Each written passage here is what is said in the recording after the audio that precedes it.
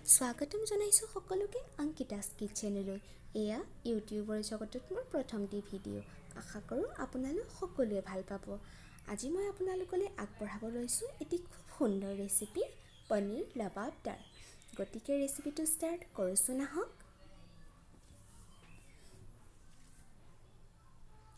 প্ৰথমতে মই এখন কেৰাহীত 2 চামুচ তেল গৰম হ'বলৈ দিম আৰু তাৰ পাছতে এখিলা তেজপাত, এটুকুৰা ডালচেনি আৰু 2-3টা ইলাইচি দি দিম।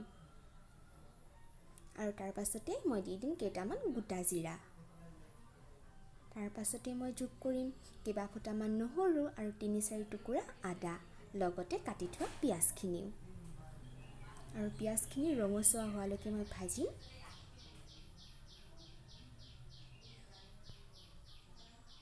আমাৰ পিঁয়াজখিনি ৰঙচুৱা হৈ গ'ল, গতিকে মই ইয়াত যোগ কৰিলোঁ কাটি থোৱা বিলাহীখিনিও আৰু লগতে এচামুচ ধনিয়া পাউডাৰ।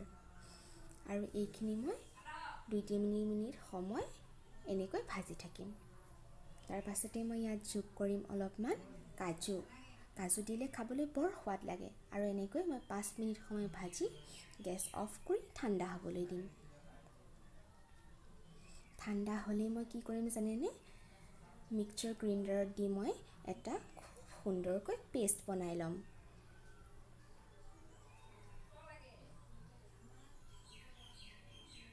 আমাৰ পেষ্ট ইতিমধ্যে তৈয়াৰ হৈ গৈছে, গতিকে মই আকৌ কেৰাহীটো গৰম কৰিছোঁ। তাতে এচামুচ ঘিউ আৰু আধা চামুচ ৰিফাইন অইল দি দিছোঁ। তাৰ পাছতে তাত মই দি দিছোঁ বনাই থোৱা পেষ্টটো।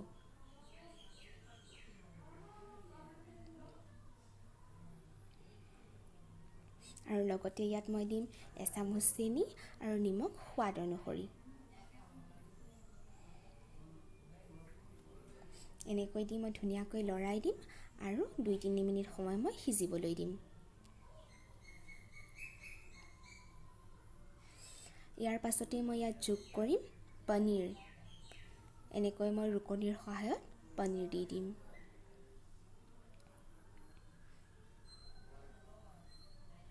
এনেকৈ পনীৰ দিলে ইয়াৰ ৰিচনেছটো বাঢ়ে, খাবলৈ বেছি সোৱাদ লাগে। ইয়াতে মই আকৌ এচামুচ গৰম মছলাও ব্যৱহাৰ কৰিছোঁ।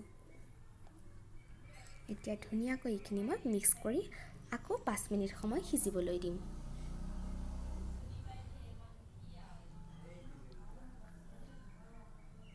এতিয়া ইয়াত মই 1 কাপ পানী ব্যৱহাৰ কৰিছোঁ। পানী আপোনালোকে নিজৰ প্ৰয়োজন অনুসৰি ব্যৱহাৰ কৰিব পাৰে। এটা উতল অহাৰ লগে লগে মই ইয়াত আকৌ পনীৰ কেইটুকুৰা দি দিছোঁ।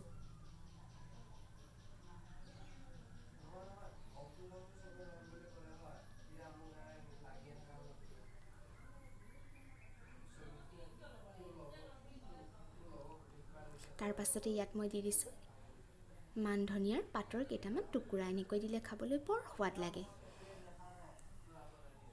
তাৰ পাছত আপোনালোকে ধুনীয়াকৈ লৰাই দিব আৰু এটা উতল অহালৈ অপেক্ষা কৰিব। ভিডিঅ'টো চাই কেনেকুৱা পাইছে বাৰু? যদি ভাল পাইছে লাইক কৰিব, কমেণ্ট যোগে মোক জনাব আৰু লগতে মোৰ চেনেলটো ছাবস্ক্ৰাইব কৰিব।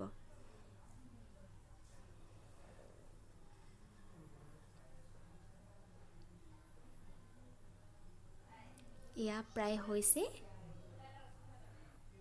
ধুনীয়াকৈ উতলিছেও।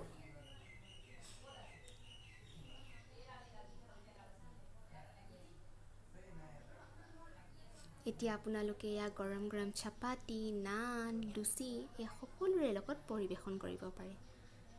এতিয়া যিহেতু ধুনীয়াকৈ এইখিনি হৈ গৈছে, মই অফ কৰি দিম আৰু মই ইয়াৰ লগতে আকৌ পৰঠা বনাই লৈছোঁ আৰু তাৰ লগতে মই ধুনীয়াকৈ গৰমে গৰমে পৰিৱেশন কৰিম। মই নোৱাৰিছোঁ আৰু দেই, ৰ'ব মই খাওঁৱেই। আপোনালোকে নিশ্চয় ঘৰত বনাব আৰু ধুনীয়াকৈ খাব।